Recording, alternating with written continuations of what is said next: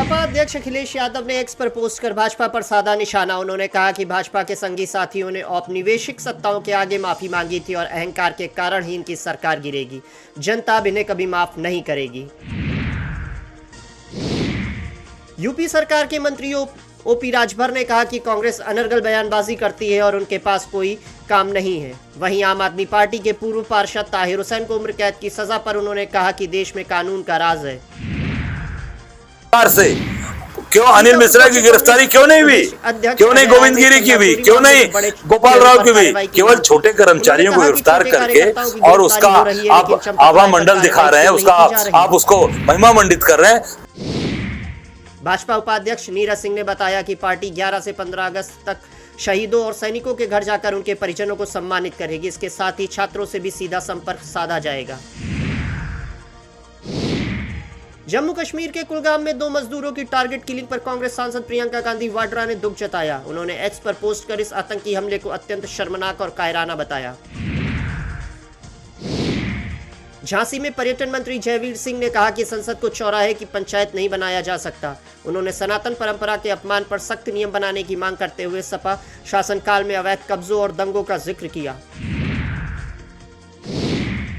अयोध्या पहुंची सिराथू विधायक पल्लवी पटेल ने कहा कि 2027 के उत्तर प्रदेश विधानसभा चुनाव को देखते हुए संगठन की समीक्षा की जा रही है और ढीले नट बोल्ट टाइट किए जाएंगे।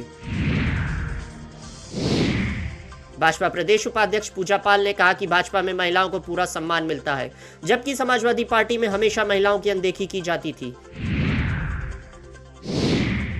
दिल्ली की मुख्यमंत्री रेखा गुप्ता ने घोषणा की कि दिल्ली लक्ष्मी योजना के तहत जरूरतमंद बहनों को हर महीने 2500 रुपए दिए जाएंगे। 5100 करोड़ के बजट से 17 लाख से अधिक महिलाओं को इसका लाभ मिलेगा। पुणे में एनएसए चीफ अजीत डोभाल को लोकमान्य तिलक राष्ट्रीय पुरस्कार 2026 से सम्मानित किया गया। समारोह में गृह मंत्री अमित शाह ने लोकमान्य तिलक के निर्भीक पत्रकारिता और राष्ट्रवादी विचारों को याद किया। प्रधानमंत्री नरेंद्र मोदी ने कहा कि बीते 12 सालों में देश के एविएशन सेक्टर में अभूतपूर्व प्रगति हुई है। 2014 तक देश में केवल 74 एयरपोर्ट चालू थे, जिनकी संख्या आज बढ़कर 166 हो चुकी है।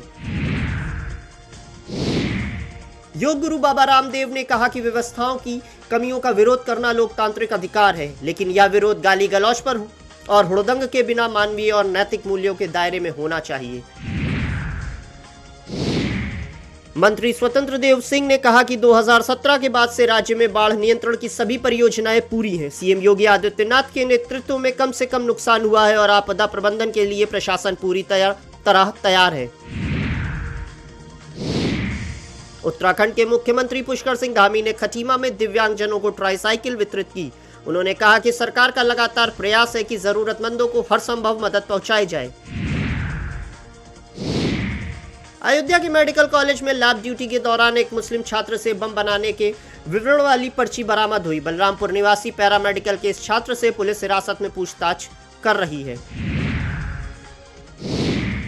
केंद्रीय मंत्री हरदीप सिंह पुरी ने बताया कि कैबिनेट ने एक्सप्लोरेशन और प्रोडक्शन सेक्टर के लिए 84,000 करोड़ रुपए की योजना को मंजूरी दी है। इसके देश के आयात बिल में सालाना 1 लाख करोड़ रुपए की बचत होगी। शिवसेना यूबीटी सांसद अरविंद सावंत ने पीएम नरेंद्र मोदी के वीडियो संदेश पर सवाल उठाते हुए कहा कि जनता और बच्चों पर लाठीचार्ज के बाद किस बात की माफी मांगी जा रही है। उन्होंने बाला साहब की विचारधारा पर काम करने की सलाह दी। बिहार के डीजीपी विनय कुमार ने बताया कि भरत तिवारी एनकाउंटर मामले में शामिल पुलिसकर्मी को गिरफ्तार कर लिया गया है। साक्ष्यों के आधार पर कार्रवाई करते हुए न्यायिक जांच जारी है। धार्मिक भावनाएं आहत करने के आरोप में संतों की तहरीर पर वाराणसी के कोतवाली थाने में राहुल गांधी, अवधेश प्रसाद और पप्पू यादव के खिलाफ मुकदमा दर्ज किया गया है। राष्ट्रपति की मंजूरी मिलने के साथ ही परीक्षा धांधली विरोधी संशोधन बिल अब कानून बन गया। इस नए कानून के तहत 10 साल की सजा और 10 करोड़ रुपए तक के जुर्माने का कड़ा प्रावधान है। डीआईजी कलानिधि नैथानी के निर्देश पर 6 लाख की रंगधारी मांगने और फर्जी एनकाउंटर की धमकी देने के मामले में तत्कालीन थाना प्रभारी नीरज मलिक समेत 7 पुलिसकर्मियों के खिलाफ केस दर्ज किया गया है।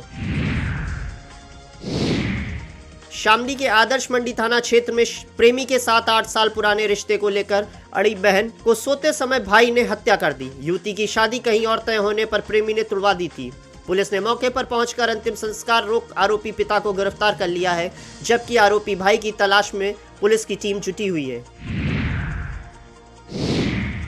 लखनऊ विकास प्राधिकरण के गोमती नगर स्थित दफ्तर से विजिलेंस टीम ने जोन 5 के जेई दिनेश वर्मा, सुपरवाइजर चंद्र प्रकाश और एक निजी व्यक्ति को गिरफ्तार किया है। तीनों को एक बिल्डर से 5 लाख रुपए की रिश्वत लेते रंगे हाथों पकड़ा गया था। कुलगाम आतंकी हमले पर फारूक अब्दुल्ला का बयान को गैर जिम्मेदार न बताते हुए बीजेपी नेता रविंदर रैना ने कहा कि यह हमला राष्ट्र और इंसानियत पर है। ऐसे कठिन समय में सभी राजनीतिक दलों को राजनीति छोड़कर आतंकवाद के खिलाफ एक साथ खड़े होना चाहिए।